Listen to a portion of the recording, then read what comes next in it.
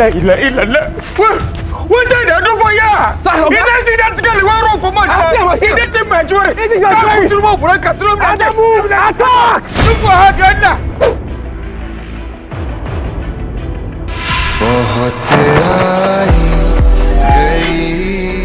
Hallelujah. Jesus loves you. Walla. Very good. Say now you they send them to go and tip. Give me my watch. Now you they send all these guys to go people house to go and tip. You now go and wait for them the junction to collect. I don't know how. What is for them? Call carry Bible. This guy for saying now.